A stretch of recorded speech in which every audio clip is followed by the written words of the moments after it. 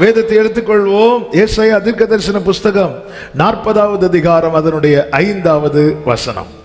கர்த்தரின் மகிமை வெளியரங்கமாகும். கர்த்தரின் மகிமை வெளியரங்கமாகும். மாம்சமான யாவும் அதை ஏகமாய் காணும். கர்த்தரின் வாக்கு அதை உரைத்தது என்றும் வனாந்தரத்திலே கூப்பிடுகிற சத்தம் உண்டாயிற்று. கர்த்தரின் மகிமை வெளியரங்கமாகும். ஆண்டவர் தம்முடைய மகிமையை விளங்க பண்ணுகிற தேவன். கர்த்தருடைய மகிமை வெளியரங்கமாகும் போது எல்லா கண்களும் அதை காணும். இது கர்த்தருடைய வாக்கு உரைத்தது. தேசத்திலே, நம் பட்டணத்திலே, சபைகளிலே, நம்முடைய வாழ்க்கையிலே கர்த்தருடைய மகிமை வெளியரங்கமாகும் போது எல்லா கண்களும் அதை காணும். கர்த்தர் தீர்க்கதரிசியை கொண்டு சொல்லி இருக்கிறார், இன்னும் ஒரு விசை நான் வானத்தையும் பூமியையும் அசைப்பேன் என்று. எத்தனை பேர் அதை நம்புறீங்க? ஹல்லேலூயா. இன்று மனிதன் கால் போன போக்கிலும் மனம் போன போக்கிலும் போய்கொண்டிருக்கிறார்.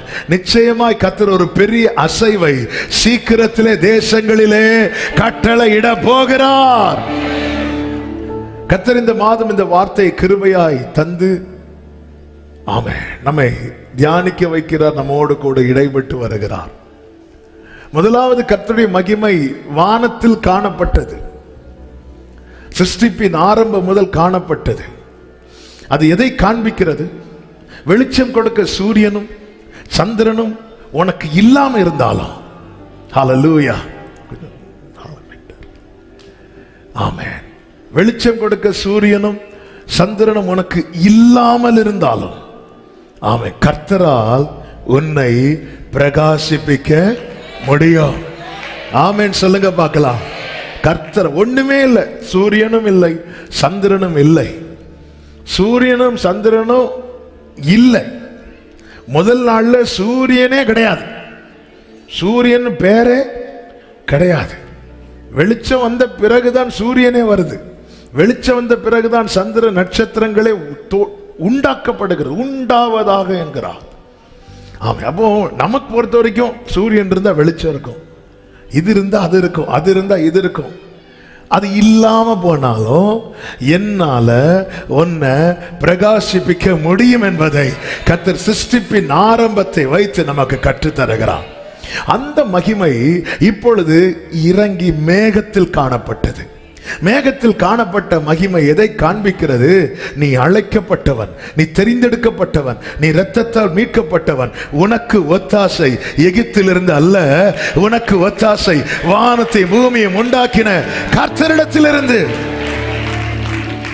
இந்த மேகத்தில் காணப்பட்ட மகிமை அப்படியே இறங்கி மலையிலே காணப்பட்டது. மலையிலே காணப்பட்ட மகிமை எதை காண்பிக்கிறது?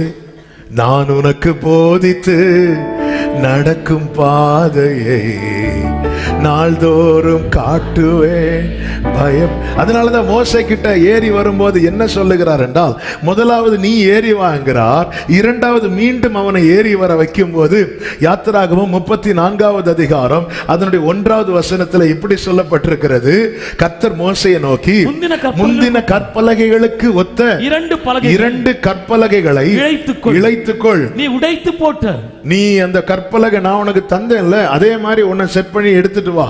நீ உடைத்து போட்ட முந்தின பலகைகளில் இருந்த வார்த்தைகளை அவைகளில் எழுதுவேன். இது ஒரு சின்ன பனிஷ்மெண்ட் மோசேக்கு. எப்படி இருக்குங்க? 2 கற்பலைய தூக்கிட்டு மேல ஏற, கோலை தூக்கிட்டே ஏற முடியாது. 2 கற்பலைகளை. ஏன்டவர் இந்த பனிஷ்மெண்ட்னா, நான் தந்த கற்பலகை எங்க? சிலர்லாம் கோவத்தில் பைபிளை தான் தூக்கி, நம்ம கோவத்தெல்லாம் எதுல காட்டணும்? ஜபத்தில் காட்டுவோம், பைபிளில் காட்டுவோம். சிலர்லாம் அப்படி படிச்சு எதாவது கோவம் வந்துன்னா பைபிள் படிச்சுன்னா ஓங்கி ஒரு அடி அடிப்பாங்க பாருங்க, ஏதோ கிருபையின் வாசல் அடைக்கப்பட்டது மாதிரி. தூக்கி கோவத்தில் உடைச்சிட்டார். உடைச்சல, ஆமாண்டர் நான் வாரேன், இன்னொன்னு எழுதிதாரேன், நீ முதல்ல கற்பலைய எடுத்துட்டு வா, எடுத்துட்டு வா, நான் எழுதி தருவேன், நான் எழுதி தருவேன். இதுல இன்னொரு சத்தியம் இருக்கிறது. என்ன?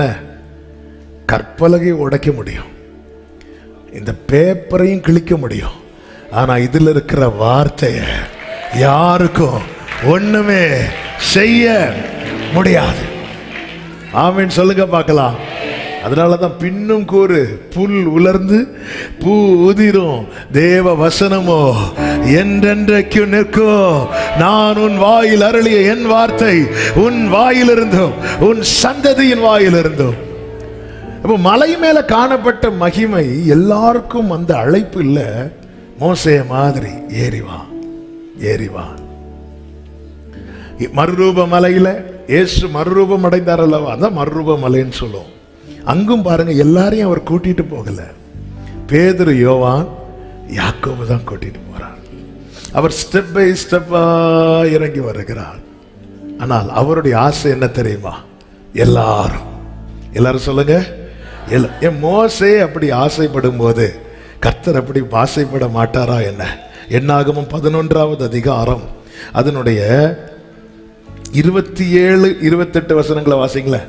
அதை வாசிக்கிறதுக்கு முன்னாடி சம்பவத்தை சொல்லிடுறேன். மோசையால தாங்க முடியல, இந்த ஜனங்க எதுக்கு எடுத்தாலும் அழுதுட்டு இருக்கிறாங்க.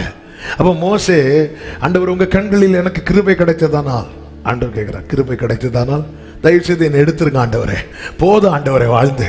அன்னைக்கு கேட்டார், உங்க கண்களில் எனக்கு கிருபை கிடைத்ததானால் மகிமையை காண்பி தரணும். இன்னைக்கு வேற என்ன கேட்க போறான்னு பார்த்தா, உங்க கண்ணில் எனக்கு கிருபை கிடைச்சதுன்னா தயவு செய்து எடுத்துருங்க ஆண்டவரை, தாங்க முடியல நான் ஒருவனாய். அப்ப ஆண்டவர் சொல்லுகிற, நீ 70 பேரை தெரிந்தெடுத்து கூடாரத்தில் கொண்டு வா, உன் மேல நான் வைத்திருக்கிற அபிஷேகத்தை அவங்க மேலேயும் பகர பண்ணுவேன் அப்படிங்கிறார்.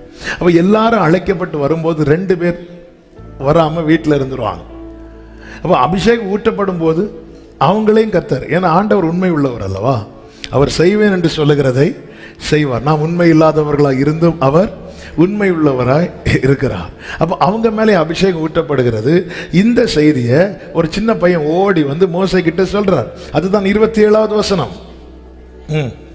ஒரு பிள்ளையாண்டான் ஓடி வந்து எல்தாதும் மேதாதும் இந்த 2 பேர் தான் கூடாரத்துக்கு வராம பாளையத்துல தீர்க்க தரிசனம் இருந்துட்டாங்க. அவங்க மேலே ஆவியானவர் இறங்குகிறார், அவர்களும் தீர்க்க தரிசனம் சொல்லுகிறார்கள் என்று மோசேக்கு அறிவித்த போது உடனே மோசேயினிடத்தில் உள்ள வாலிபர்கள் ஒருவனும் அவனுடைய ஊழியக்காரனும் நூனின் குமாரனுமாகிய யோசுவா பிரதியுத்தரமாக, என் ஆண்டவனாகிய மோசேயே அவர்களை தடை பண்ணும் என்றான். யோசுவா என்ன சொல்றாரு? தடை பண்ணுங்க. ஏன்? அவங்க நம்ம கூட்டத்தில் வரல, அவங்க நம்ம கூட இல்ல. உடனே மோசே என்ன சொல்றாரு பாருங்க. அதற்கு மோசே நீ எனக்காக வைராக்கியம் காண்பிக்கிறாயோ? கர்த்தருடைய ஜனங்கள் எல்லாரும் தீர்க்க தரிசனம் சொல்லத்தக்கதாய் கர்த்தர் தம்முடைய ஆவியை அவர்கள் மேல் இறங்க பண்ணினால் இருக்குமே என்றான். இதுதாங்க கிங்டம் மைண்ட். எங்க சர்ச்சில் உள்ளவங்க தான் நல்லா இருக்கணும், எங்க கூட்டத்தில் இருக்கிறவங்க தான் வாழ்ந்து இருக்கணும், மீதி எல்லாரையும் தடை பண்ணும். அப்பொழுது மோசே சொல்றாரு, எனக்காக வைராக்கியம் காண்பிக்கிறாயோ? ஆமென். நமக்குள்ள வர வேண்டிய மைண்ட் செட் வந்து கிங்டம் மைண்ட் செட். ஆமென். மத ஸ்பிரிட்டும் வரக்கூடாது, டினாமினேஷன் ஸ்பிரிட்டும் வரக்கூடாது, எங்க சர்ச்சு அந்த ஸ்பிரிட்டும் வந்துடக்கூடாது. அப்படி வந்துட்டுனாலே பாருங்க, இயேசு கூட இருந்த சீஷர்கள் வந்து இயேசுட்ட சொல்றாங்க, ஆண்டவர் உங்க நாமத்தினால ஒருத்தன் பிசாசெல்லாம் துரத்திட்டு இருக்கிறான், அவன் நம்ம கூட்டத்தில் இல்லாதவன் ஆனதுனால நாங்கள் அவனை தடுத்தோன்னு சொன்னதும் ஆண்டவர் சொல்லுவார், இங்க பாருப்பா அவனை விடு. ஆமென். அவனை ஏன் தடுக்கிற? அவன் நம்ம கூட்டம் கிடையாது. அவங்க கிட்ட ஏன் பேச மாட்டேங்கிறீங்க? அவங்க நம்ம சர்ச்சு ஆளு கிடையாது. அவங்கள பார்த்து ஏன் சிரிக்க மாட்டேங்கிறீங்க? மோசே பாத்தீங்களா, தேவனோடு உறவாடுறவன். இந்த 70 பேர் மாத்திரம் இல்ல, எல்லாருக்கும் இந்த கிஃப்ட் கிடைச்சதுன்னா நல்லா இருக்கும். இந்த எல்லாருக்கும் இந்த கிஃப்ட் கிடைக்க மோசையால ஆசைப்பட மட்டும்தான் முடிந்தது. ஆனால் மோசையிலும் பெரியவர் ஒருவர் இந்த பூமியில வந்தார். மாம்சமான யாவர் மேலும் நல்ல கைகளை தட்டி ஹல்லேலூயா, ஆமென். மாம்சமான யாவர் மேலும். நம்ம மோசை கீழே கர்த்தர் வைக்காம மோசையிலும் பெரியவர் கீழே என்னை உங்களை வச்சிருக்கிறதுனால ஹல்லேலூயா ஆமென். அதனாலதான் இயேசுன்னு கேட்டாலே உள்ளம் ஹல்லேலூயா ஆமென் சொல்லுங்க பார்க்கலாம். எனக்கு இயேசு ரொம்ப பிடிக்கும்னு சொல்றேன். அப்படி கை அசைச்சு ஹல்லேலூயா ஆமென் ஹல்லேலூயா. சிலர் அப்பதான் கை மெதுவா. அதுக்குள்ள அடுத்த பாயிண்ட்டுக்கு நம்ம போயிரும். கர்த்தர் உங்களை ஆசீர்வதிப்பாராக. ஆமென். இப்போ அந்த மலையில் இறங்கின மகிமை இன்னும் இறங்குது, இன்னும் இறங்குது. யாத்திராகமம் 40வது அதிகாரம் 34வது வசனம். அப்பொழுது ஒரு மேகம் ஆசரிப்பு கூடாரத்தை மூடினது. ஆசரிப்பு கூடாரத்தை மூடினது. கர்த்தருடைய மகிமை, கர்த்தருடைய மகிமை வாசஸ்தலத்தை நிரப்பிற்று. வாசஸ்தலத்தை நிரப்பிற்று. அப்படி 2 நாளாகமம் 5:13. அவர்கள் ஒருமிக்க பூரிகைகளை ஊதி ஏக சத்தமாய் கர்த்தரை துதித்து ஸ்தோத்திரித்து பாடினார்கள். ஆசாரியர் பரிசுத்த ஸ்தலத்திலிருந்து புறப்படுகையில் பாடகர் பூரிகைகள் தாளங்கள் கீதவாக்கியங்களுடைய சத்தத்தை தொனிக்க பண்ணி கர்த்தர் நல்லவர், அவர் கிருபை என்றும் உள்ளது, அவர் கிருபை என்றும் உள்ளது என்று அவரை ஸ்தோத்தரிக்கையிலும் கர்த்தருடைய வீடாகிய தேவாலயம் கைகளை தட்டி ஹல்லேலூயா. வானத்திலே காணப்பட்ட மகிமை இறங்கி மேகத்திலே காணப்படுகிறது. இன்னும் இறங்கி மலையிலே, இன்னும் இறங்கி மலையில இறங்கினது ஒரு சில குறிப்பிட்ட நபர்களுக்கு மட்டும்தான் செல்ல முடியும். இன்னும் இறங்கி வந்தது எதுக்கு தெரியுமா? நம்ம கேட்டோமே, ரூத்துக்கும் வர முடியும். இப்ப யாருக்கும் உள்ள வர முடியும்? ரூத்துக்கும் வர முடியும். தூரமா இருந்தோம், தேவனற்றவர்களா இருந்தோம், அந்நியரா இருந்தோம். பழைய ஏற்பாட்டிலே எப்படி இரத்தத்தால் மீட்கப்பட்ட ஜனம் மேகத்துக்கு கீழே கொண்டு வரப்பட்டதோ, புதிய ஏற்பாட்டிலே அப்போஸ்தலர் 2வது அதிகாரம் 47 சொல்லப்பட்டிருக்கிறது. ரட்சிக்கப்படுகிறவர்களை கர்த்தர் அனுதினமும் சபையிலே சேர்த்தார் என்றல்ல, சேர்த்து கொண்டு வந்தார். கர்த்தருடைய வருகை மட்டும் இந்த செயல் நடந்து கொண்டு இருக்கும். ஆசரிப்பு கூடாரம் ஆனாலும், சாலமோனை கொண்டு கட்டின தேவாலயமானாலும், எசேக்கியேலுக்கு வெளிப்படுத்த மகிமையின் ஆலயமானாலும், எல்லாவற்றிலும் மனிதனுடைய எண்ணங்களோ, மனிதனுடைய ஆலோசனைகளோ, மனிதனுடைய விருப்பங்களோ அல்லாமல் தேவன் விரும்பி எப்படி இருக்கணும் என்பதை தேவன் செட் பண்ணி வெளிப்படுத்தினதை நம்மால் பார்க்க முடியும். எபிரேயர் 8வது அதிகாரம் அதனுடைய 5வது வசனத்திலே இப்படி சொல்லப்பட்டிருக்கிறது. ஆராதனை பரலோகத்தில் உள்ளவர்களின் சாயலுக்கும் எழிலுக்கும் ஒத்திருக்கிறது. அப்படியே மோசே கூடாரத்தை உண்டு பண்ண போகையில் மலையிலே உனக்கு காண்பிக்கப்பட்ட மாதிரியின்படியே நீ எல்லாவற்றையும் செய்ய எச்சரிக்கையாயிரு. மாடல கர்த்தர் என்ன செய்கிறார் அப்படின்னா, மலையிலே காண்பித்து கொடுத்தார். 40 நாள் மேகம் மூடினது மட்டும்தான் மற்றவங்களுக்கு தெரியும். ஆனா கர்த்தர் ஒவ்வொன்றையும் காண்பித்து கொடுத்தாராம். இந்த வார்த்தையை சொல்லும் போது ஒரு செய்தியை உங்களுக்கு சொல்லிவிட்டு நான் போகிறேன். நீங்க தேவ சமூகத்திலே தரித்திருப்பீர்களே, ஆனால் ஆமே அடுத்து என்ன செய்ய வேண்டும் என்பதை அவர் சொல்லுகிறவர் மாத்திரமல்ல, அது புரியும்படி அவர் நமக்கு காண்பித்து தருவார். ஆமே, இவ்வளவு பெர்ஃபெக்டா, இவ்வளவு நீட்டா பைபிள் அப்படிதான் காண்பித்து கொடுத்தாராம். அப்போ ஆமா, இதை மெடிடேட் பண்ணும்போது பைபிளை எல்லாம் டீட்டெயிலா எழுதுனா புக்கு பத்தாது. என்ன நூலு கீழே மோசே சொல்றார், இந்த நூலு இந்த அளவு, இதெல்லாம் எப்படி மோசே இருந்து யோசித்து எழுதிட்டு வந்தீங்களா? இல்லப்பா, எனக்கு காட்டி கொடுத்தாருப்பா. அப்போ ஒவ்வொரு தூதனையா அனுப்பி ஆண்டவர் ஒவ்வொன்றையும் காண்பித்து கொடுத்திருப்பார். ஏன்னா வேலை செய்ய ஒவ்வொரு ஆளை கீழே தெரிந்தெடுக்கிறது போல மேல. ஆமாம், இப்போ ஒரு தூதன் மோசே இந்த நூல் ஓகே, இந்த நூல் ஓகே ஓகே, இந்த மரத்தை யூஸ் பண்ணதில்ல ஓகே, ஃப்ரண்ட் இப்படி இருக்கணும், பின்னாடி இப்படி இருக்கணும் ஓகே, அந்த கர்ட்டனுடைய டிசைன் இப்படி இருக்கணும். ஓகே, எல்லாம் காண்பித்து காண்பித்து. ஏன்? கர்த்தருடைய வாசஸ்தலம் அது. ஆலயத்தில் மனிதனுடைய தனிப்பட்ட விருப்பமோ எண்ணமோ எதுவும் இருக்கக்கூடாது. தாவீது ஆலயம் கட்டணும்னு நிறைய சேகரித்து வைக்கும் போது ஆண்டவர் ஸ்டாப் பண்ணிட்டார். தாவீது, வேண்டாம், உன் பையன் கட்டுவான், உன் பையன் கட்டுவான். ஆனா நான் உனக்கு அந்த மாடல் சொல்லி இருக்கிறேன், அதை நீ அவன்கிட்ட சொல்லு. 1 நாளாகமம் 28வது அதிகாரம் 12வது வசனம் 19வது வசனங்களிலே இப்படி சொல்லப்பட்டிருக்கிறது. 12வது வசனம், ஆவியினால் தனக்கு கட்டளையிட்டபடியெல்லாம் அவன் செய்ய வேண்டியது. 19வது வசனம், இந்த மாதிரியின்படி சகல வேலைகளும் எனக்கு தெரியப்படுத்த இவை எல்லாம் கர்த்தருடைய கரத்தினால் எனக்கு எழுதி கொடுக்கப்பட்டது என்றார். சாலமோனே, இன்னும் கொஞ்ச நாள்ல நீ பெரிய ஞானவனாய் மாற போற, பெரிய ஐஸ்வர்யவனாய் மாற போற. உன் ஞானத்தினால் உன் வீடு கட்டப்படுவதாக, ஆனால் என் ஞானத்தினால் என் வீடு கட்டப்படணும். ஹல்லேலூயா, ஹல்லேலூயா, ஹல்லேலூயா, ஆமென். அவர் விரும்பி வாசம் பண்ணுகிற ஸ்தலம் அவருடைய பிரியப்படி. இதை நான் ஆவிக்குரிய கண்ணோட்டத்தோடு சொல்லுகிறேன்.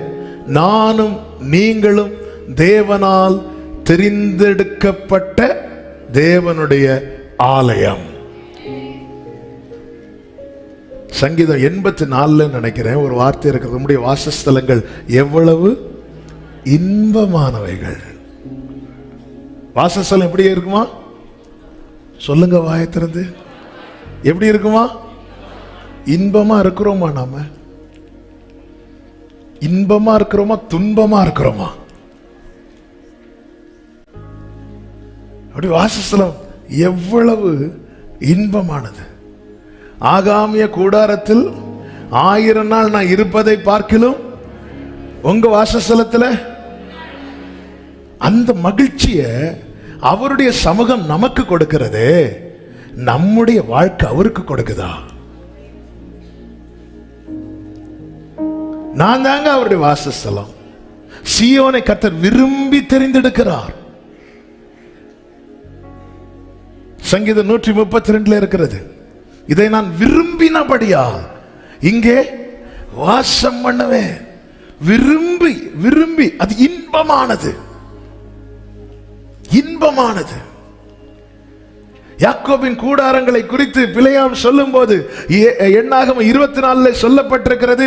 அந்த வசனங்களை வாசிக்கலாம். எண்ணாகமம் 24வது அதிகாரம் அதனுடைய 5 முதல் 4 முதல் வாசியுங்கள்.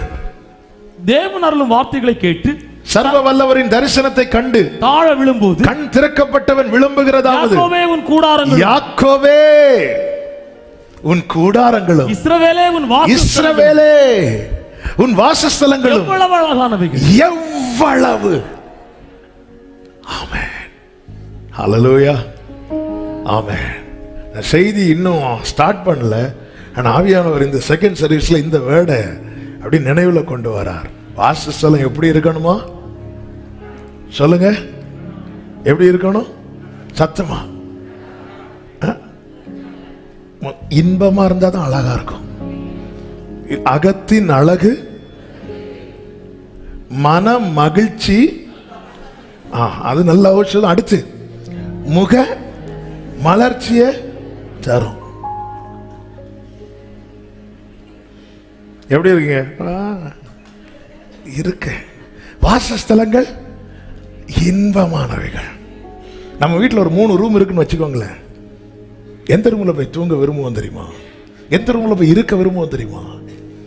எந்த ரூம் இருந்தா நம்ம கொஞ்சம் சமாதானமா இருக்கும்? எந்த ரூம்ல இருந்தா?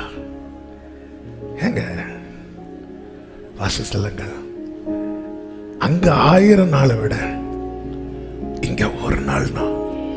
இது நம்ம சைட்ல இருந்து நம்மளை பார்த்துட்டு இருக்கிறோம். எங்க அவர் விரும்பி வாசம் பண்ணதானங்க அளவு கொடுக்கிறார்.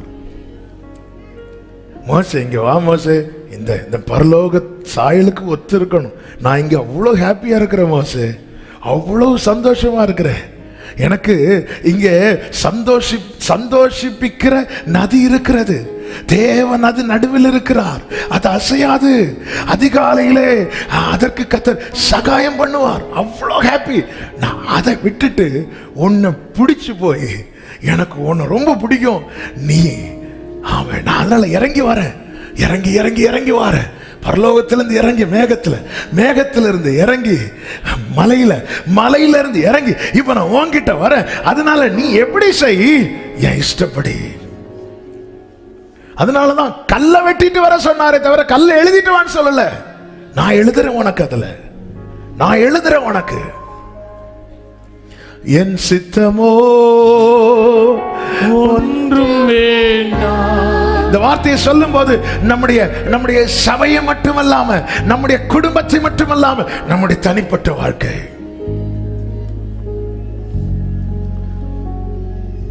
என்னுடைய விருப்பம், என்னுடைய ஆசை எல்லாவற்றையும் அப்புறப்படுத்தி விட்டு நீங்க சொல்லுங்க ஆண்டவரே. சாலமோனே, நீ ஞானத்துல பெரியவனா இருக்கலாம், உன்னை போல ஞானவான் இந்த பூமியில் இனி இதுக்கு முன்னும் இதுக்கு பின்னும் இல்லாமலும் இருக்கலாம். ஆனா புரிஞ்சுக்கோ, அவருடைய வாசஸ்தலத்தை அவர் இஷ்டப்படிதான் செய்யணும். ஆமென். என்னை பார்த்து ஆண்டவர், என் வாசஸ்தலம் பாணி எவ்வளவு இன்பமானது அப்படி மட்டும் சொல்லிட்டாருன்னா என்ன சர்டிபிகேட்டுங்க இது. ஹல்லேலூயா, ஹல்லேலூயா, ஹல்லேலூயா, ஹல்லேலூயா, ஹல்லேலூயா. நம்ம கூடாரம், நம்ம கூடாரம். அவன் எனக்கு இந்த வீடு ரொம்ப பிடிச்சிருக்குப்பா, எவ்வளவு இன்பமானது. நீதிமான்களுடைய கூடாரத்தில் அந்த ரட்சிப்பின் கம்பீர சத்தம் கேக்குதான். அங்க கேட்டாலே கை உயர்ந்துருமா. கர்த்தர் வலதுகிற கர்த்தருடைய கை உயர்ந்திருக்கிறது. கையை எதுக்குங்க உயர்த்துவோம்? நிறைய அடையாளம் இருக்கு. அதுல ஒரு அடையாளம் என்ன தெரியுமா? நான் இருக்கிறேன். ஆமென். இந்த கூட்டத்திலிருந்து ஒரு ஆள் பேரை நான் சொல்லி கூப்பிடுறேன். கூப்பிட்டோன்னா கூட்டத்தில் இன்னும் இங்க இருக்கிறீங்களா அப்படின்னு சொன்னதை இருக்கிறேங்கிறத காண்பிக்க முதல்ல என்ன செய்வாங்க தெரியுமா?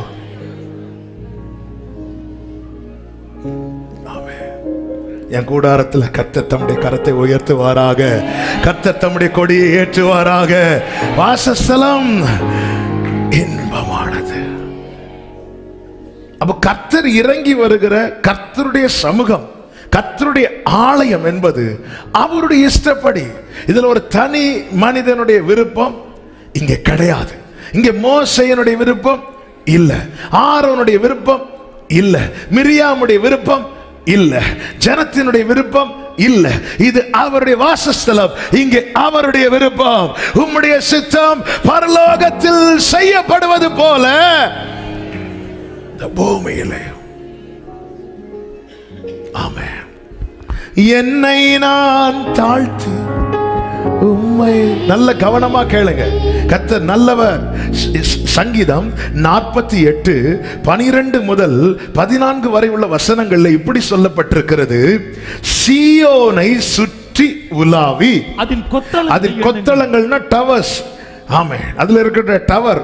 ஆமா, அதன் கொத்தளங்களை எண்ணுங்கள். பின்வரும் சந்ததிக்கு நீங்கள் விவரிப்பதற்காக அதன் அலங்கத்தை கவனித்து அதன் அரமனைகளை உற்று பாருங்கள். அரமனைகளை நீ பாரு.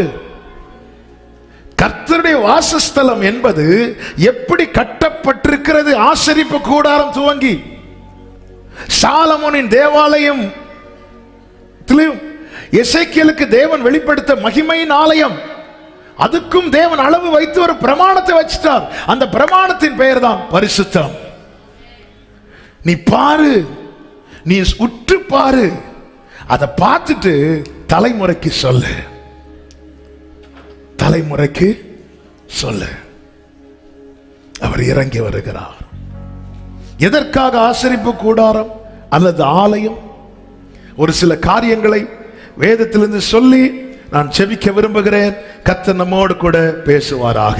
முதலாவது, இது சபை கூடும் இடம். வாசிக்கலாம். லேவியராகமம் 8வது அதிகாரம் அதனுடைய 3வது வசனம். லேவியராகமம் 8:3. சபையை எல்லாம் ஆசரிப்பு கூடார வாசலுக்கு முன்பாக கூடி வரச் செய். இது தேவனுடைய கட்டளை. கூடாரத்தை ரெடி பண்ணிட்டு சபையை எல்லாம் கூடி வரச் செய். அப்போஸ்தலர் 2:1 சொல்லப்பட்டிருக்கிறது, பெந்தேகோஸ்தே என்னும் நாள் வந்தபோது அவர்கள் எல்லாரும் ஒருமனப்பட்டு ஓரிடத்திலே வந்திருந்தார்கள். சபை கூடுதல் என்பது அன்று முதல் இன்றும் கர்த்தர் அதை விரும்புகிறார், எதிர்பார்க்கிறார். எபிரேயர் 10வது அதிகாரம் அதனுடைய 25வது வசனத்திலே இப்படி சொல்லப்பட்டிருக்கிறது, சபை கூடி வருதலை சிலர் விட்டு விடுகிறது போல நாமும் விட்டு விடாமல் புத்தி சொல்ல கடவோம். நாளானது சமீபித்து வருகிறதை எவ்வளவாய் பார்க்கிறீர்களோ. புத்தி சொல்ல வேண்டும். கடைசி காலத்தின் அடையாளங்களில் ஒன்றுதான் சபை கூடுதலை விட்டு விடுவாங்க. ஆமா, நாங்க ஆன்லைன்லயே பார்த்துட்டு இருந்துருவோம். நல்லா புரிஞ்சுக்கோங்க. எங்கே தேவன் நம்மை வைத்திருக்கிறாரோ அங்கே ஒரு நல்ல ஆவிக்குரிய சபையில இணைந்து ஆராதிப்பது நம்முடைய ஆத்துமாவுக்கு, நம்முடைய வாழ்க்கைக்கு அது ஆரோக்கியம். ஏனென்றால் வெளிப்படுத்தின விசேஷம் 21:3 சொல்லப்பட்டிருக்கிறது, மேலும் பரலோகத்திலிருந்து உண்டான ஒரு பெரும் சத்தத்தை கேட்டேன். அது பெரிய சத்தம் பரலோகத்திலிருந்து தொனிக்கிறது. அது இதோ மனுஷர்கள் இடத்திலே தேவனுடைய வாசஸ்தலம் இருக்கிறது, அவர்களிடத்திலே அவர் வாசமாயிருப்பார், அவர்களும் அவருடைய ஜனங்களாய் இருப்பார். தேவன் தாமே அவர்களோட கூட இருந்து அவர்களுடைய தேவனா இருப்பார். இது தேவனுடைய வாசஸ்தலம். தேவன் அதை விரும்புகிறார். கடைசி நாட்களிலே சபைகளுக்கு தேவன் யோவானை கொண்டு எச்சரிக்கும் போது எப்படி தம்மை முதலாவது அறிமுகப்படுத்துகிறார் என்றால், வெளிப்படுத்தல் 2:1 சொல்லப்பட்டிருக்கிறது, 7 நட்சத்திரங்களை ஏந்தினவராய் 7 குத்து விளக்குகள் நடுவிலே உலாவுகிற. வெளிப்படுத்தல் 2:1 7 குத்து விளக்குகள் மத்தியிலே உலாவிக் கொண்டிருக்கிறவர் சொல்லுகிறதாவது 7 சபைகளை முன்னிறுத்தி சொல்லிவிட்டு தான் கீழே ஆவியான ஒரு சபைகளுக்கு சொல்லுகிறது, அவர் உலாவுகிறார். நாம் பாடுவோமே, எங்கள் மத்தியில் உலாவிடும் எங்களோடு வாசம், எங்கள் மத்தியில் ஆமென் ஓ எங்களோடு. இஸ்ரவேல் ஜனங்கள் ஒவ்வொரு இடத்துல பாளையம் இறங்கும் போது இந்த கூடாரத்தை பெயர்த்து கொண்டு போய் அங்கே வைப்பார்கள். அப்பொழுது ஒவ்வொரு கோத்திரத்தையும் கர்த்தர் எங்க நிறுத்தி வைத்திருப்பார் பாத்தீங்கன்னா, எல்லாமே இந்த கூடாரத்தை சுத்தி தான் நிறுத்தி வச்சிருப்பார். எல்லாமே யூதாவை ஒரு பக்கம், ஆமென், சிமியோன் கோத்திரத்தை இன்னொரு, எல்லாமே நீங்க பாத்தீங்கன்னா அந்த கூடாரத்தை சரவுண்ட் பண்ணி தான் இருப்பாங்க. எதுக்கு அப்படின்னா அந்த கூடுதலை விட்டு விடக்கூடாது.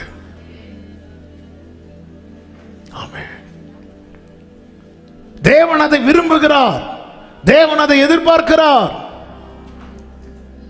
ஆமென். இதுக்கு ஆப்ஷன் வைக்கவே கூடாது. அதனாலதான் ஆன்லைன்ல பார்க்கிறவங்களுக்கு அன்பா சொல்லுவேன், நல்லா பாருங்க. ஆனா இது இருக்குன்னு சொல்லிட்டு சபை கூடுதலை தயவு செய்து விட்டு விடாதிருங்கள்.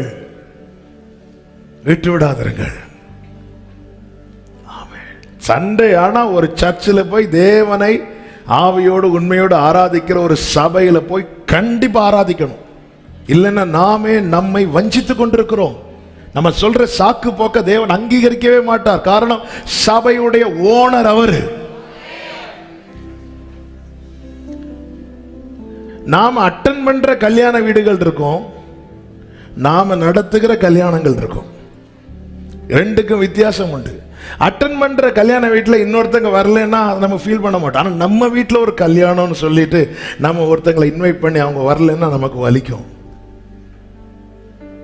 பாஸ்டர்ஸ் வந்து ஓனர்ஸ் கிடையாது, பாஸ்டர்ஸ் வந்து ஃபவுண்டர்ஸ் கிடையாது. இது கிறிஸ்து என்கிற அஸ்திபாரமாகிய கல்லின் மேல் கட்டப்பட்ட சபை.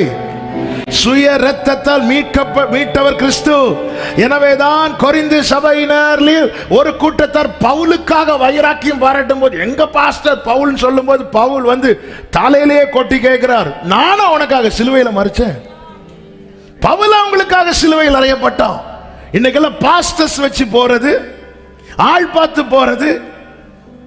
பவுல் வந்தா நாங்க போவோம், அப்போல்லோ வந்தா நாங்க போவோம், கேபா வந்தா நாங்க போவோம். பவுலா உங்களுக்காக சிலுவையில் மறித்தான். தேவன் விரும்பி உலாவ வருகிறார்.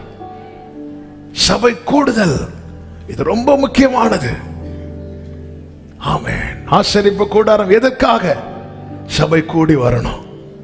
எல்லாம் யாத்திராகமம் 33வது அதிகாரம் 7வது வசனத்திலே சொல்லப்பட்டிருக்கிறது, கர்த்தரை தேடும் யாவரும் பாளையத்துக்கு புறம்பான ஆசரிப்பு கூடாரத்துக்கு போவார்கள்.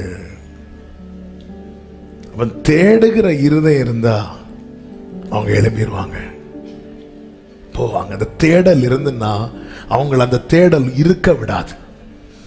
தேடல் இருந்தால் அந்த தேடல் என்ன சும்மா இருக்க விடாது. உன்னத பாட்டின் புஸ்தகம் 3வது அதிகாரம் 1, 2, 3, 4 வசனங்கள் நமக்கு நன்றாய் தெரிந்தது. என் படுக்கையிலே என் ஆத்துமநேசரை தேடினேன், தேடியும் நான் அவரை காணவில்லை.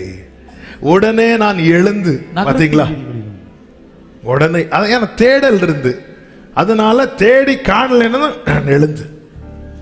பாளையத்துக்குள்ளே ஜனங்கள் அருவருப்பான விக்கிரகத்தை வச்சது மோசே கோவத்துல கூடாரத்தை பெயர்த்து பாளையத்துக்கு வெளியே, அதாவது தீமைக்கு தூரமாய் விலக்கி வைக்கிறான்.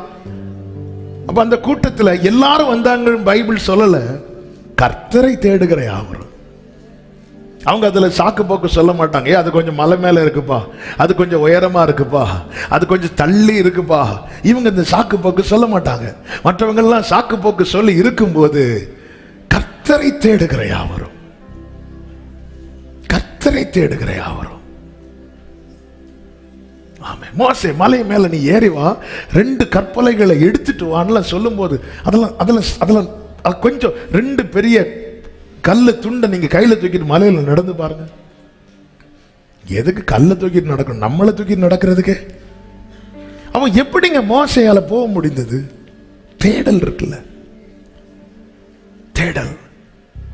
ஏசாயா 26வது அதிகாரத்தில் ஆமே தீர்க்கதரிசி ஒரு வார்த்தையை சொல்லுகிறார் பாருங்கள். 26வது அதிகாரம் அதனுடைய 9வது வசனம். என் ஆத்துமா இரவிலே உம்மை வாஞ்சிக்கிறது, இரவிலே உம்மை வாஞ்சிக்கிறது, எனக்குள் இருக்கிற என் ஆவியா அதிகாலையிலும் உம்மை தேடுகிறேன். வாஞ்சித்து அந்த தேடல், அந்த வாஞ்சை இருந்ததுனால் அப்படியே ஆசையெல்லாம் நீர்தானையா, அந்த அந்த ஆவியில் அந்த தேடல் இருக்கு, அந்த வாஞ்சை. அதனால அவரால் ரொம்ப நேரம் தூங்க முடியலையா, அவர் எழுப்பிட்டார். எனக்குள்ள இருக்கிற ஆவியா. நாம எல்லாம் இன்னைக்கு கர்த்தர் இடத்தில் தானே தேடுறோம், கர்த்தரை தேடுறோமா? ஆபிரகாம் ஈசாக்கை அழைத்து கொண்டு மோரியா மலைக்கு போகும்போது ஆபிரகாம் சொல்லிட்டு போற, நானும் பிள்ளையாண்டானும் போய் தொழுது கொண்டு வருகிறோம் என்று சொல்லும் போது ஈசாக்கு கேட்கிறார், அப்பா பலிக்கான ஆட்டுக்குட்டி எங்கப்பா, எங்கப்பா பலிக்கான ஆட்டுக்குட்டி? என்ன தேடலுங்க. கர்த்தர் பார்த்துக் கொள்வார்ப்பா, கர்த்தர் பார்த்துக் கொள்வார். நம்பி மலை மேல ஏறான். நெருப்பு இருக்கு, விறகு இருக்கு, கத்தி இருக்கு. ஈசாக்கு மைண்ட்ல இது இல்ல, ஆட்டுக்குட்டி எங்க? கர்த்தரை தேடுகிற யாவரும், கர்த்தரை தேடுகிற யாவரும் எங்க அவர் இவ்வளோ இறங்கி வராரு. நாம இன்னும் நம்ம அழுக்கான நீதியை பிடிச்சிட்டு இருக்கிறோம்னா, ஆமென் ஆமென். நீங்க ஒருத்தங்க வீட்டுக்கு போறீங்க, நீங்க இருக்கிறீங்கன்னு தெரிஞ்சும் அவங்க கதவு திறக்கலன்னு வைங்களேன், எவ்வளவு நேரம் நிற்பீங்க அந்த வீட்டில்? எவ்வளோ நேரம் நிற்போம்? இல்லை நம்மளை பார்த்துட்டு கதவை அடைச்சிட்டாங்க, எவ்வளோ நேரம் நிற்போம் அந்த இடத்துல?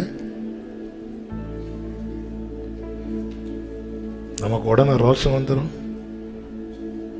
என்ன தீர்மானத்தோடு போவோம் தெரியுமா? இனி செத்தாலும், செத்தவரை வர முடியாது, சிலர் அப்படிதான், இனி செத்தால் அந்த ஏரியால. ஆனா அவரை பாருங்க, தட்டிட்டு இருக்கிறார்.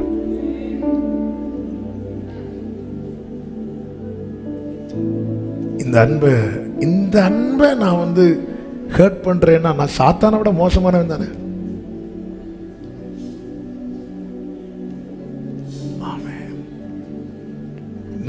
நம்மளை பார்த்து ஒருத்தன் கதவை அடைச்சிட்டாங்க வீட்டுக்கு முன்னாடி நிப்போமாங்க. நம்ம சொல்லி ஒரு காரியம் ஒழுங்கா மக்கள் செய்யலனாலும் நமக்கு அங்க ரோஷம் வருது இல்ல, எனக்கு இங்க பேச்சுக்கு மதிப்பு இல்லை, அவ்வளவுதான். நம்ம ஒரு இடத்துக்கு போற, நம்ம முன்னாடி டமார்னு நம்மளை அடிக்கிறது மாதிரி கதவை வாங்கி அடிச்சதுக்கு அப்புறம் அந்த இடத்துல நிப்போமா? நம்ம ஒரு இடத்துக்கு போற, நம்மளை கண்டுக்கலனால அந்த இடத்துல இருந்து வெளியே போக தானே பாக்குறோம். அவரை பாருங்க, கதவை தட்டிட்டே இருக்கிறார். அதனாலதான் ஆவியானவர், அதாவது நீங்க பிதாவுடைய போக்கஸ் அப்படியே குமாரனாகி கிறிஸ்து தான். ஹோலி ஸ்பிரிட்டுடைய போக்கஸ் அப்படிதான். ஆமென். அதனாலதான் வைராக்கிய வாஞ்சியா இருப்பார் அவர். கர்த்தருடைய ஆவியானவர் என் மேல் இருக்கிறார்.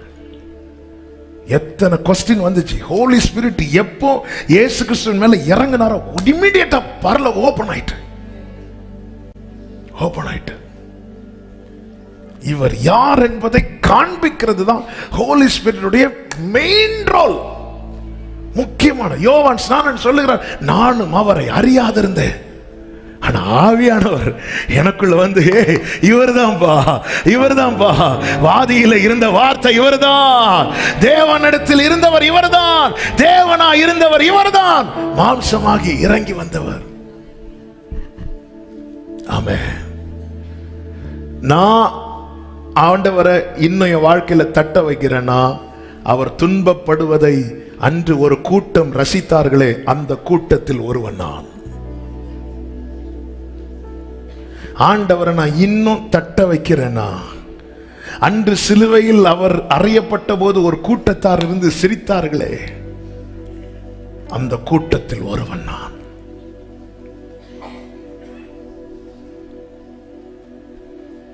அவர் தட்டுறதுக்கு முன்னாடி நான் போய் கதவை திறந்துட்டேன்னா, அவர் வேதனைப்படுகிறதை விரும்பாதவன். நாம் யாரா இருக்கிறோம்? கர்த்தர் எவ்வளவு இறங்கி வரார் பாருங்க, எவ்வளவு இறங்கி வரார் பாருங்க. எதற்கு? கோடி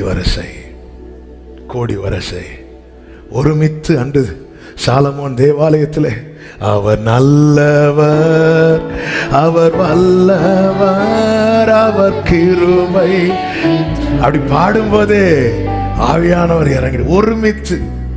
தாவீது சொல்லுகிறார், நாம் ஒருமித்து அவருடைய நாமத்தை உயர்த்துவோமாக. இங்க சீனியர் ஜூனியர்லாம் வித்தியாசமே இல்லை, ஒருமித்து. ஹல்லேலூயா. சேராபீன்களை பார்க்கிறார். யாரு? ஏசாயா. சேராபீன்கள் தங்களை பார்த்து விடக்கூடாது என்பதற்காக தங்களை கம்ப்ளீட்டா கவர் பண்ணி, சேராபீன்களுக்கு இருக்கிற 6 சிறகுகள், இதை பார்த்து ஏசாயா ரசிக்க துவங்கிறதுக்கு முன்னாடியே சேராபீன்கள் தங்களை கவர் பண்ணிட்டு சிங்காசனத்தில் வீற்றிருக்கிறவரை பார்க்க வைக்கிறார். இவர்கள் ஒருவரை ஒருவர் பார்த்து, அப்படிதான் இருக்கு பைபிள்ல, ஒருவரை ஒருவர் பார்த்து, சேனைகளின் கர்த்தர் பரிசுத்தர், சேனை, கைகளை உயர்த்தி சத்தமாய் சொல்லுங்க, சேனைகளின், ஆமென், பரிசுத்தர், glory, பரிசுத்தர். யாத்திராகமம் 29வது அதிகாரம் 42வது வசனம். உன்னுடனே பேசும்படி நான் உங்களை சந்திக்கும் இடமாயிருக்கிற ஆசரிப்பு கூடாரத்தினுடைய. கைகளை உயர்த்தி ஆமென் சொல்லுங்க பார்க்கலாம். முதலாவது சொன்ன சபை கூடும் இடம். இரண்டாவது கர்த்தர் சந்தித்து பேசும் இடம். கர்த்தர் சந்திக்க வருகிறார். என்னை விசிட் பண்ணி என் கூட பேச விரும்புகிறார். ஹல்லேலூயா. கர்த்தர் சந்தித்து எதுக்காக இவ்வளவு இறங்கி வரார் தெரியுமா? என்ன விசிட் பண்றதுக்காக. சாராள் பேரில் கடாட்சமானார் என்று இருக்கிறது அல்லவா, அது ஆங்கிலத்தில் இருக்கிறோம். ஆண்டவர் சாராளை விசிட் பண்ணினாராம். விசிட் பண்ணி என்ன விசிட் பண்ணி என் கூட பேசுவதற்காக இறங்கி வரார். அப்போ கர்த்தருடைய சந்திப்பையும் கர்த்தரோடு பேசுகிற அனுபவத்தையும் விரும்புகிறவர்கள் கூடி வருவார்கள்.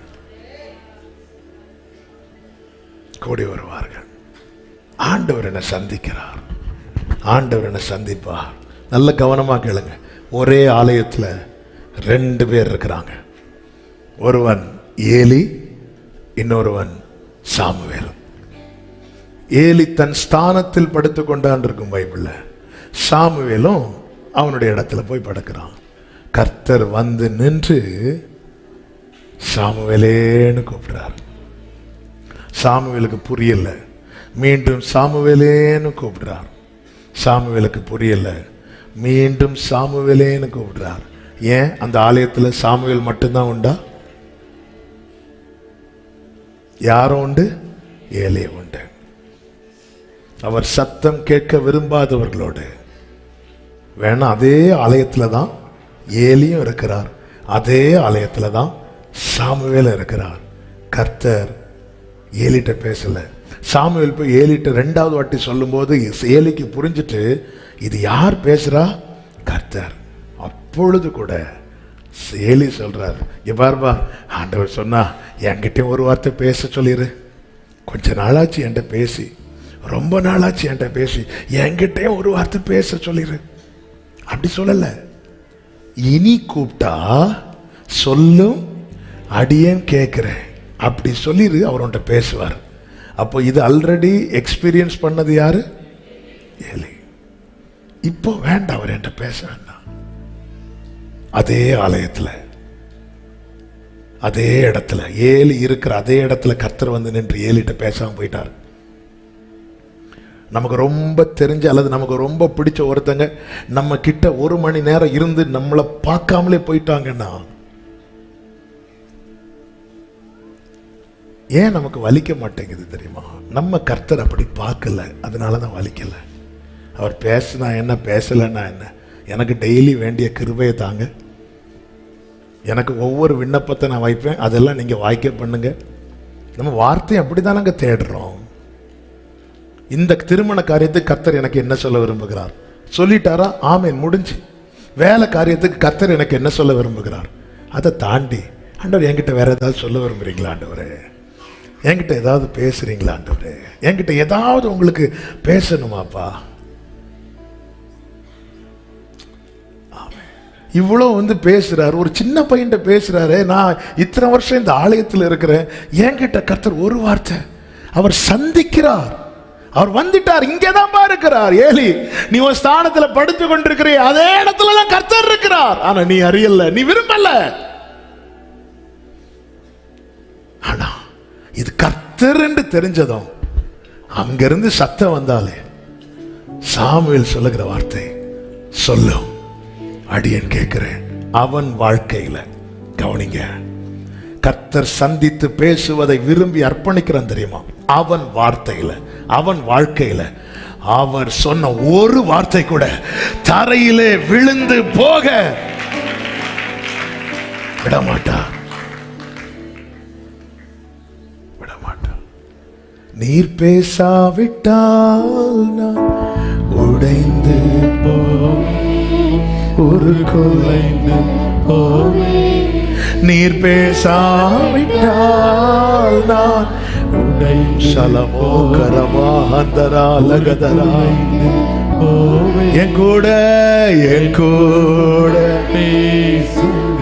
விரும்புறவங்க அப்படியே கைகளை உயர்த்தி பேசாம மட்டும் என் கூட பேசுங்கப்பா, என் கூட ஆமென். நல்லா புரிஞ்சுக்கோங்க. ஆமென். நான் ஏறி சர்ச்சுக்கு வர்றதல்ல பெருசு, அவர் இறங்கி வர்றதுதான் பெருசு. மோசே நான் அந்த இடத்துல சந்தித்து பேசுவேன். யாத்திராகமம் 33:17 சொல்லப்பட்டிருக்கிறது, ஒரு சிநேகிதனோடு பேசுவது போல கர்த்தர் மோசையோடு முகமுகமாய் பேசுறாராம். அது நியாயப்பிரமாண காலம், இது கிருபையின் காலம். அவ எப்படி பேசுவார்? இந்த மலைக்கு மேல வந்துட்டுனாலே, அவரோடு கனெக்ட் ஆயிட்டாலே, பிரமாணம்லாம் இருக்கட்டும், கனெக்ட் ஆனதுக்கு அப்புறம் அதனாலதான் ஆவியினால் நடத்தப்படுகிறவர்களுக்கு ஆக்கினை தீர்ப்பு இல்ல. பிரமாணம் ஜட்ஜ் பண்ணவே முடியாது. ஆவியினால் நடத்தப்படு, அவன் வேற மண்டலத்துக்கு போயிடுவான். அதனாலதான் மோசே யாராவது ஏதாவது சொன்னா அவருக்கு இருக்க முடியாது. எவ்வளவு பெரிய மார்க்கத்தை நமக்கு உண்டு பண்ணி இருக்கிறார். ஏங்க, அன்னைக்கு உடன்படிக்கை பெட்டிக்குள்ள என்ன இருக்குதுன்னு பார்க்க ஆசைப்பட்டு பார்த்து செத்து போயிட்டாங்க. ஆனா இன்னைக்கு திறந்ததுக்கு அப்புறம் நம்மளால பார்க்க விருப்பம் இல்லாம இருக்கிறோம்னா, அன்னைக்கு தொட விரும்பி தொட்டு செத்து போயிட்டான். இன்னைக்கு தொடும்படியாக, இங்க பாரு, என் கையை பாரு, தொடுப்பா, என் காலை பாரு, தொடுப்பா. இப்படி ஒரு மார்க்கத்தை திறந்து வைத்த பிறகும் வேண்டாண்டவர், நாங்க தூரத்துல இருந்து பார்த்துட்டு போயிடும். ஆமென். கர்த்தர் விரும்பி சந்தித்து பேசுகிறார் சிநேகிதனோடு. என்னுடைய ஒரு 10 விண்ணப்பங்களை நான் கொண்டு போய் 10க்கும் பதில் கிடைச்சதை நான் எழும்புறேன்னா, நான் அவர்கிட்ட பழக வரல, நான் அவர்கிட்ட வாங்க வந்திருக்கிறேன். விண்ணப்பங்கள் எல்லாம் இருக்கட்டும். ஆண்டவரே, உம்மோடு செலவிடும் ஒவ்வொரு நிமிடமும் வீணாக போகாதையா, என்னை பலவான ஆமென் சொல்லுங்க பார்க்கலாம். ஆசரிப்பு சபை கூடும் இடம், தேவன் சந்தித்து பேசும் இடம். ஆமென். 3வது சங்கீதம் 66:13, சர்வாங்க தகன பலியோடு உமது ஆலயத்துக்குள் பலி செலுத்துகிற இடம், ஆராதனை செலுத்துகிற இடம். இந்த சர்வாங்க தகன பலியோடு என்று சொல்லும் போது அது எதை காண்பிக்கிறது தெரியுமா? தேவன் அங்கீகரிப்பதற்கு ஏற்ப நான் என்னை அர்ப்பணிக்கிற அந்த உண்மையான அர்ப்பணிப்பு தான் ஆராதனை. லேவியராகமம் 1வது அதிகாரம் இந்த சர்வாங்க தகன பலியை குறித்து சொல்லும் போது 3வது வசனத்திலே கர்த்தர் சொல்லுகிறார், அவன் செலுத்துவது மாட்டு மந்தையிலிருந்து எடுக்கப்பட்ட சர்வாங்க தகன பலியானால் அவன் பழுதற்ற ஒரு காளையை செலுத்துவானாக. கர்த்தருடைய சந்நிதியில் தான் அங்கீகரிக்கப்படும்படி அவன் அதை ஆசரிப்பு கூடார வாசலிலே கொண்டு செலுத்துவானாக. அப்போ பலி செலுத்துறது எதற்கு தெரியுமா? தேவன் என்னை அங்கீகரிக்க. 2 பேர் ஆராதிக்க போனார்கள் என்று வேதம் சொல்லுகிறது. ஒருவன் காயின், இன்னொருவன் ஆபேல். 2 பேரும் பலி செலுத்தினார்கள். ஆனால் கர்த்தர் காயினையும் அவன் காணிக்கையையும் அங்கீகரிக்கவில்லையாம், ஆபேலையும் அவன் காணிக்கையும் கர்த்தர் அங்கீகரித்தார். நான் அங்கீகரிக்கப்பட அவருக்கு உகந்த ஆராதனை செலுத்தப்படுகிற இடம். அப்ப ஆராதிக்கிறது என்பது எனக்கு எது, இந்த பாட்டு பாடினா எனக்கு பிடிக்கும். சில இடத்துல மீட்டிங் நடந்துட்டு இருக்கும் போதே பேப்பர்ல கொடுத்து விடுவாங்க, நேயர் விருப்பம் இந்த பாடல் பாடவும். வேற வழி இல்லை, கடைசியில் அவங்களுக்கு பாடுது. ஆனா ஆராதனை என்பது எந்த பாட்டு பாடினா எனக்கு பிடிக்கும்னு பாடக்கூடாது. இப்ப நான் என்ன பாடுனா அவருக்கு பிடிக்கும்.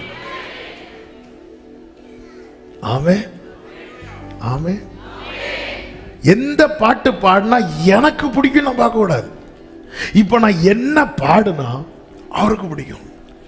அதனாலதான் தாவீதை குறித்து பெரும்பாடுள்ள ஸ்திரீ அவருடைய வஸ்திரத்தை தொடர்றதுக்கு பின்னாடி போறா, தாவீது இருதயத்தை தொட பின்னாடி போறான். என்ன செஞ்சா அவருக்கு பிடிக்கும். அதனாலதான் தாவீது தன் வீட்டை குறித்து யோசிக்காம ஆலயத்தை குறித்து யோசிச்சுட்டே இருந்தான். என்ன செஞ்சா அவருக்கு பிடிக்கும், என்ன செஞ்சா. அப்படி சிலர் தாவீதை உசுப்பேத்தி விட்டு இங்க பாரு, அதெல்லாம் அந்த காலம் தோல்ல தூக்கிட்டு வர்றது. நமக்கு தான் நல்ல வசதி வந்துட்டுல, நல்ல ரதத்துல உடன்படிக்கை பற்றி தூக்கிட்டு வந்து தாவீதம் சரின்னு சொல்லிட்டு தூக்கிட்டு வந்தா விழுந்துச்சு பாருங்க அடி. ஓடுறாரு தாவீது, ஓடி போய் பைபிளை திறந்து பார்க்கிறார். எப்படிங்க தாவீதை விடுவார் ஆண்டவர்? ஒரு சின்ன தவறு நடந்ததை ஓடி போய் பைபிள் எடுத்து பார்க்கிறார். பாத்தீங்களா? ஆமே. என் வாழ்க்கையில ஒரு சின்ன தடுமாற்றம் வரும்போது நான் அதை திருத்திக் கொள்ள இந்த பைபிளை திறப்பேன் என்றால் நான் காக்கப்படுவேன். நம்ம உடனே எதை திருப்பி பார்க்கிறோம்? கூகுள் இதுக்கு என்ன சொல்லப்பட்டிருக்கு? தாவீது பைபிள் எடுத்து பார்த்து, ஓ ரைட் ரைட் ரைட். உடனே லேவியர்லாம் கூப்பிடுறான், எல்லாரும் பரிசுத்தம் பண்ணுங்க. என்ன ஆண்டவர் சொல்லி இருக்கிறாங்க? நம்ம தோல்ல தானே தூக்கிட்டு வரணும், நம்ம ஏன் அதை மாத்துறோம்? ஆமென். திருப்பி தூக்கிட்டு வராங்க. எந்த நிலையில பயந்து ஓடனானோ அதே இடத்துல தாவீது துள்ளி குதித்து தேவனை மகிமைப்படுத்துகிறான். நம்முடைய வாழ்க்கையில காரியங்கள் சரி செய்யப்படும் போது நாம் பயந்து ஓடின இடத்துல கர்த்தர் நம்மை நிறுத்தி பயன்படுத்துவார், மகிமைப்படுத்துவார். ஆமென் சொல்லுங்க பார்க்கலாம். ஆராதனை, ஆராதனை. நான்காவதாக தேவ நடத்துதலை அறியும் இடம். யாத்திராகமம் 40வது அதிகாரம் 36வது 37வது வசனம். வாசஸ்தலத்திலிருந்து மேகம் மேலே எழும்பும் போது இஸ்ரவேல் புத்திரர் பிரயாணம் பண்ண புறப்படுவார்கள். மேகம் எழும்பாதிருந்தால் அது எழும்பும் நாள் வரைக்கும் பிரயாணம் பண்ணாதிருப்பார்கள். தேவ நடத்துதலை அறியும் இடம். தேவ சமூகத்தில் கூடி வர வைத்து ஆமென் சித்தம் என்ன, சித்தத்தை அறியணும். அப்போஸ்தலனாகிய பவுல் தேவன் கிருபையாய் சந்திக்கிறார். அதன் பிறகு அவனுக்கு நான் என்ன செய்ய சித்தமாயிருக்கு, நீ தமஸ்குவுக்கு போ, நான் உனக்கு தெரிவிக்கிறேங்கிறார். தமஸ்குவில் அனனியாவை கொண்டு காரியங்கள் வெளிப்படுத்தப்படுகிறது. இப்பொழுது கொஞ்ச காலம் அப்போஸ்தலர்களோடு தேவ சபையோடு கூட பவுலும் பர்னபாவும் இருக்கிறார். இப்பொழுது இவர்கள் எல்லாரும் சேர்ந்து ஆராதிக்கிறார்கள். அப்போஸ்தலர் 13வது அதிகாரம் 2வது வசனம். அவர்கள் ஆராதித்து உபவாசம் பண்ணி, வாசிங்க, அவர்கள் கர்த்தருக்கு ஆராதனை செய்து உபவாசித்துக் கொண்டிருக்கிற போது பர்னபாவையும் சவுலையும் நான் அழைத்த ஊழியத்துக்காக அவர்களை பிரித்து விடுங்கள் என்று பரிசுத்த ஆவியானவர் திருவுளம் பற்றினார். அவங்க சபையாய் கூடி ஆராதித்து செபித்து கொண்டிருக்கும் போது ஆவியானவர் திருவுளம் பற்றுகிறார். இந்த சபை கூடுதல்ல அநேக பரலோக மேன்மைகளை ஒரு தேவ பிள்ளையால அனுபவிக்க முடியும்.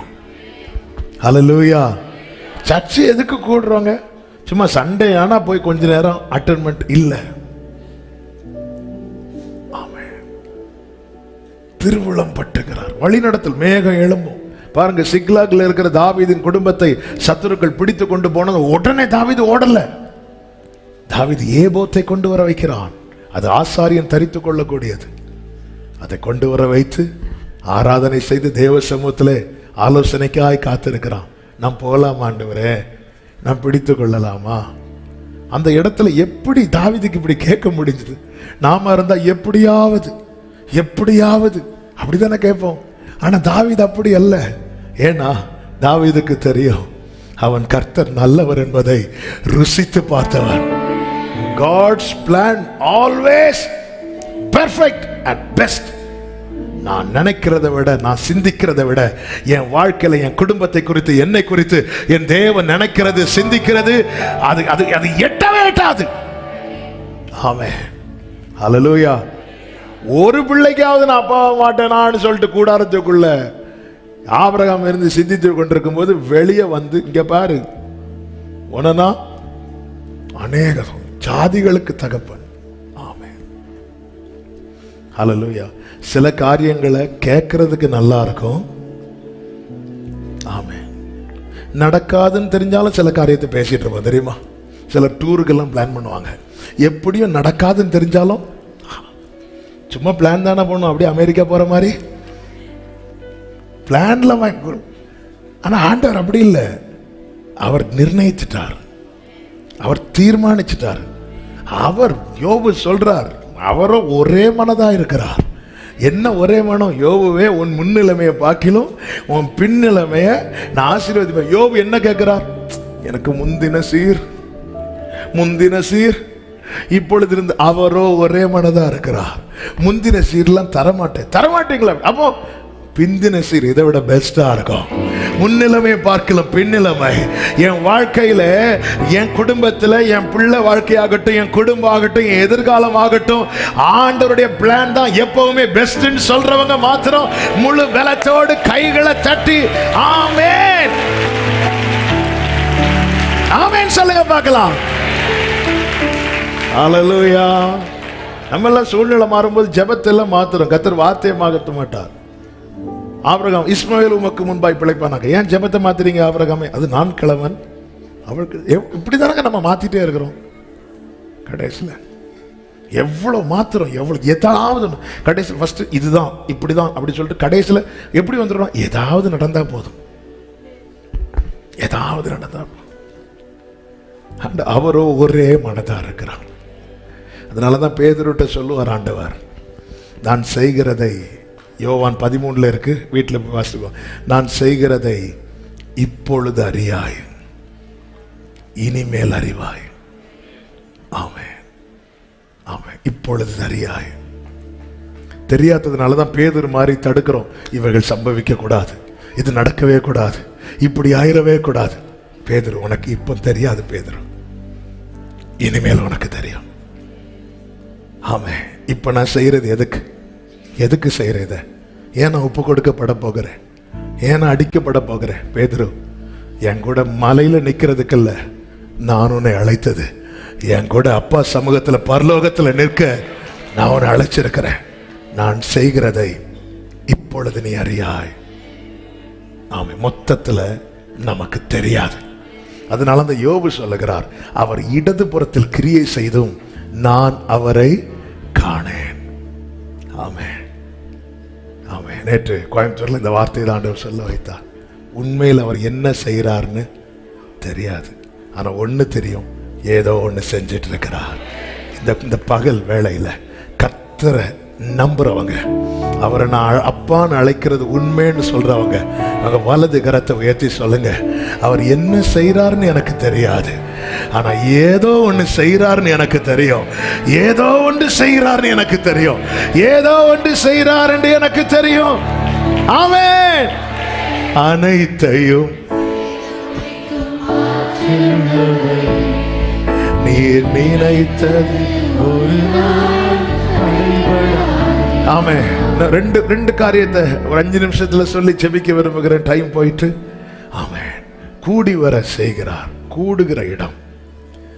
ஆமென். தேவன் வந்து சந்தித்து பேசுகிற இடம், தேவனுக்கு ஆராதனை செலுத்துகிற இடம், தேவன் நடத்துதலை அறிகிற இடம். 5வது என்னாகமம் 12:5. கர்த்தர் மேகத்தூணில் இறங்கி கூடார வாசலிலே நின்று ஆரோனையும் மிரியாமையும் கூப்பிட்டார். எதுக்கு கூப்பிட்டாருன்னு தெரியும்? கூப்பிட்டு வான் பண்றார், சிட்சிக்கிறார், திருத்துகிறார். ஆமென்.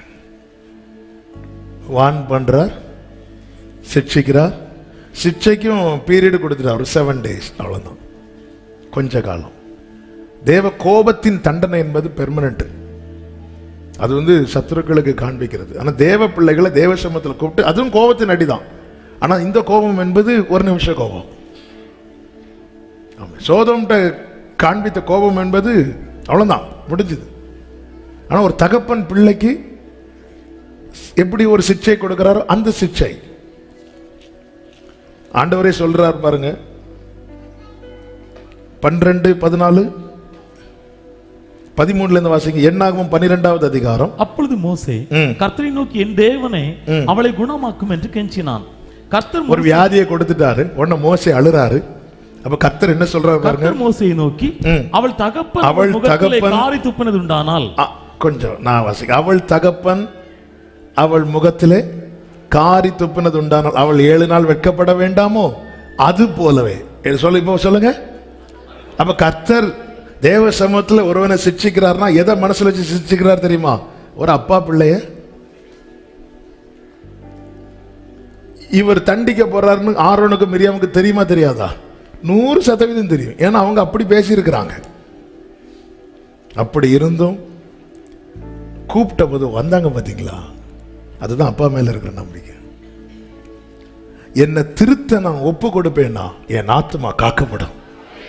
என்னை சிட்சிக்க எரேமியா சொல்றாருங்க, கர்த்தாவே என்னை தண்டியுங்கிறார். நம்ம என்னைக்காவது இப்படி ஜெபம் பண்ணிருப்போமா?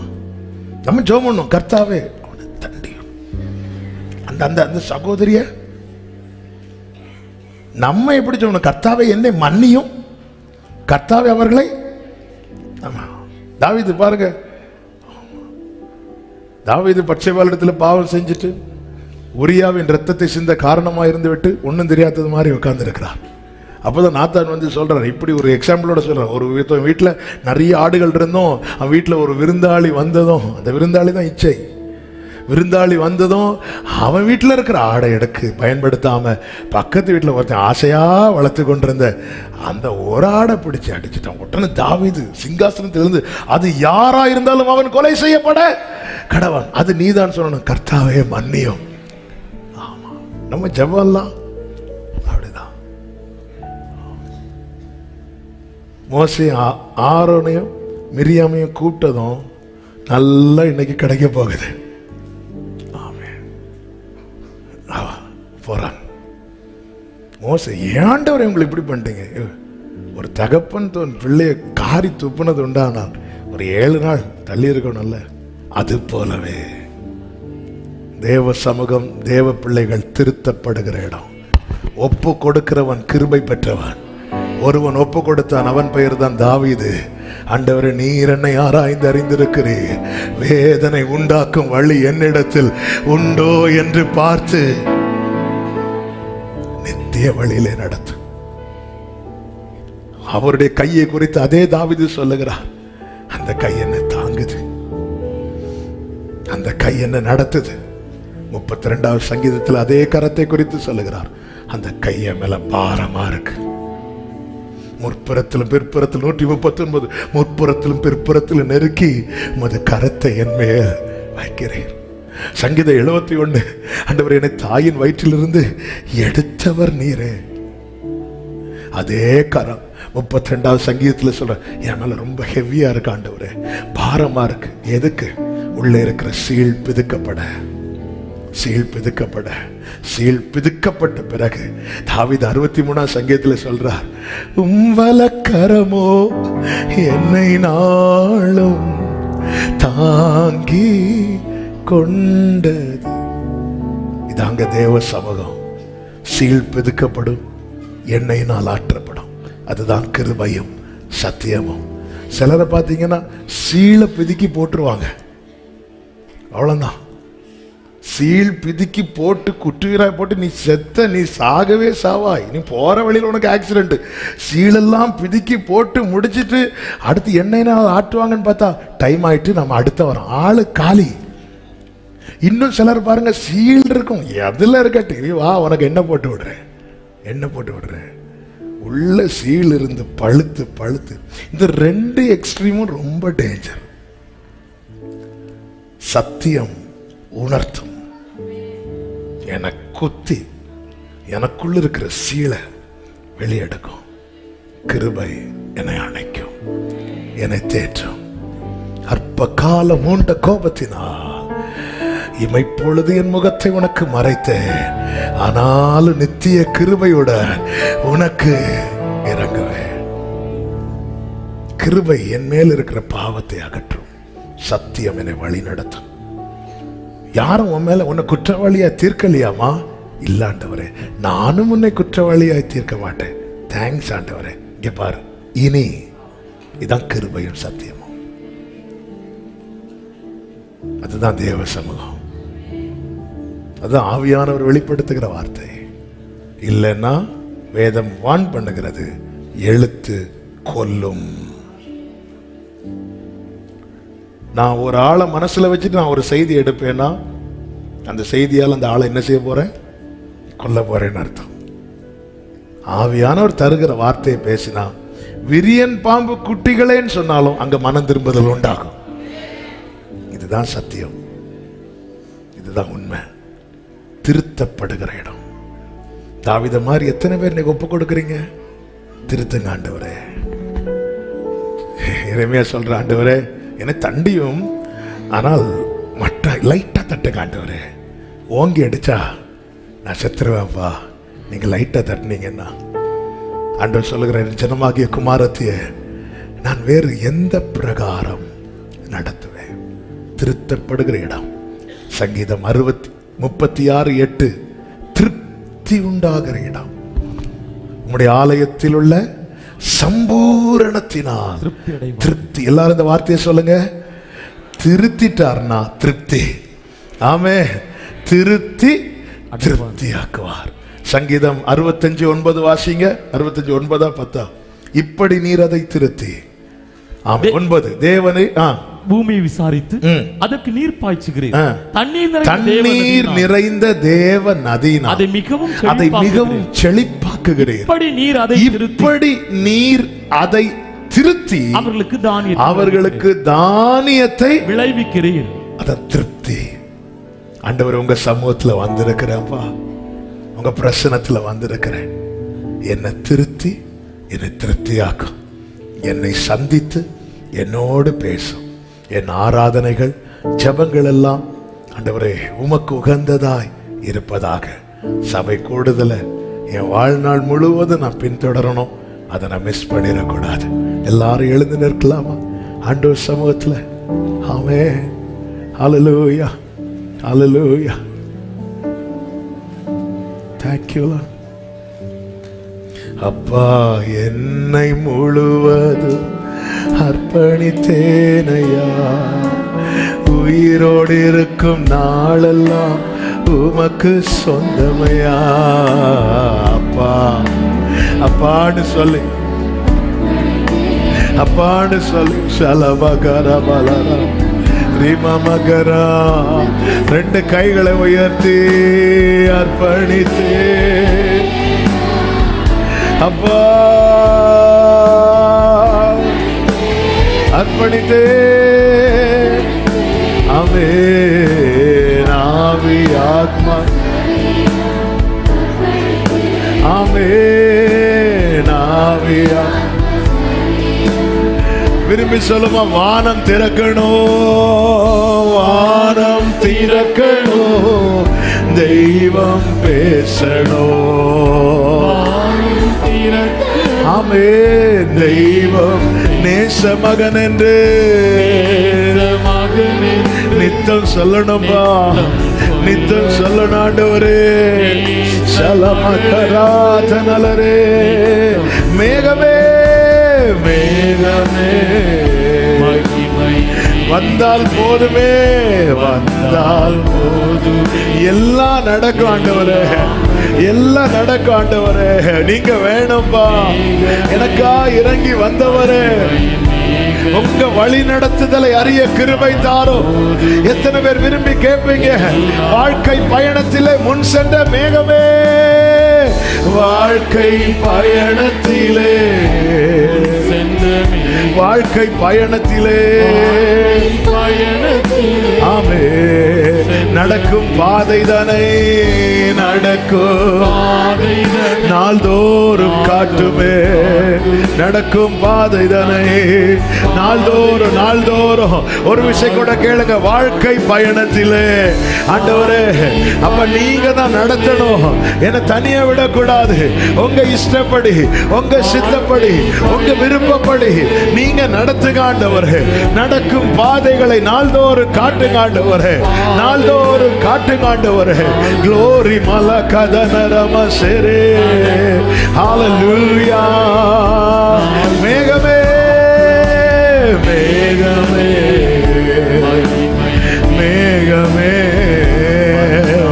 வந்தால் போதும், எல்லாமே நடக்கும் என் வாழ்க்கையில. எல்லாமே நீர் இம்மட்டும் எனக்கா இறங்கி வந்தீங்கப்பா. உங்க தயவு பெரியது, உங்க கிருபை பெரியது, உங்க இரக்கம் பெரியது ஆண்டவரே. ஹல்லேலூயா, ஹல்லேலூயா, ஹல்லேலூயா. மேகமே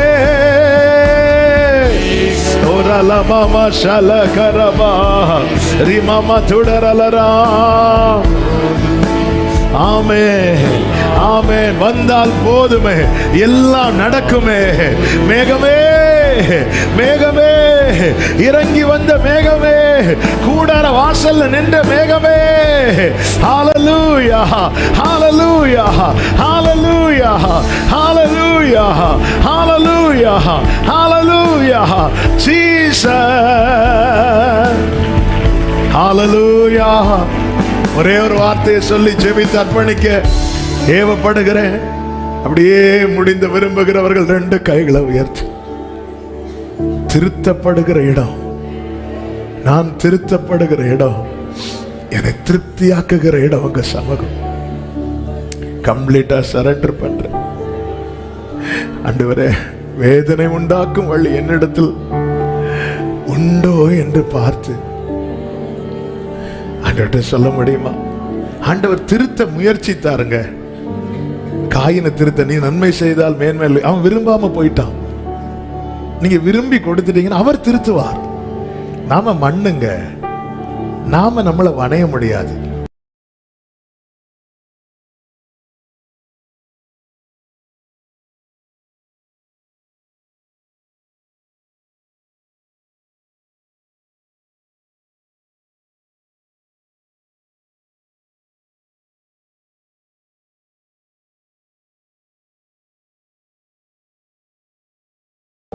என்னை திருத்துங்கப்பா, வேதனை உண்டாக்கும் வழி என்னிடத்தில் உண்டோ என்று பார்த்து நித்திய வழியிலே என்னை பாருங்கப்பா,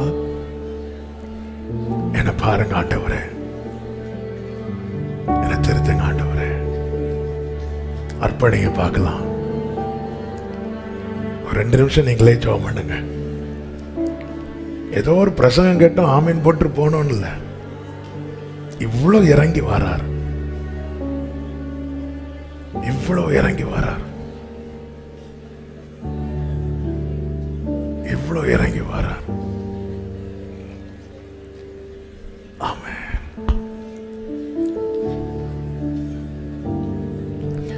நீரில்லாத நாளெல்லாம்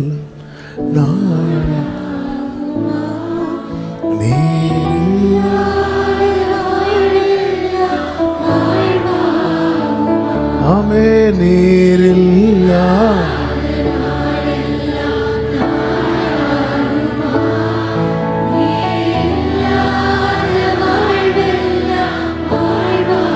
ஒரு விஷயம் கூட சொல்லுங்க. நீரில்லா கம்ப்ளீட்டா சரண்டர் பண்றேன் ஆண்டவரே.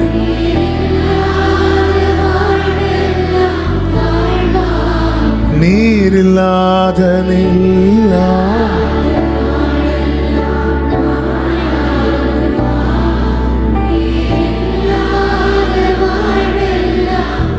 நல்ல தகப்பனே, விரும்பி வந்து எங்களை சந்திக்கிறீர். உங்க அன்பையும் உங்க இரக்கத்தையும் உங்க தயவையும் உங்க கிருபையும் உணர்ந்தவர்களாய் உங்க சமூகத்திலே காணப்பட எங்களுக்கு கிருபை செய்யும். ஒவ்வொருவரையும் இந்த நல்ல அனுபவத்தில் நடத்தும், திருப்தியாக்கும். கரம் கிருபை ஒவ்வொருவரையும் தாங்கட்டும், சூழ்ந்து கொள்ளட்டும். மகிமை எல்லாம் ஒருவருக்கே செலுத்துகிறோம், இரட்சகர் இயேசு கிறிஸ்துவின் நாமத்தில் பிதாவே, ஆமென். சேர்ந்து சத்தமாய் சொல்லுவோம். என் ஆத்துமாவே கர்த்தரை ஸ்தோத்திரி, என் ஆத்துமாவே கர்த்தரை ஸ்தோத்திரி, கர்த்தர் செய்த சகல உபகாரங்களை மறவாதே. ஆமென். நம்முடைய கர்த்தராகிய இயேசு கிறிஸ்துவின் கிருபையும் பிதாவாகிய தேவனுடைய அன்பும் பரிசுத்த ஆவியானவருடைய ஐக்கியமும் சிநேகமும் பாதுகாவலும் நம் அனைவரோடும் எல்லா பரிசுத்தவான்களோடு கூட கர்த்தருடைய வருகை மட்டும் தங்கி இருப்பதாக. ஆமென். ஹல்லேலூயா. God bless you. கர்த்தர் உங்களை ஆசீர்வதிப்பாராக.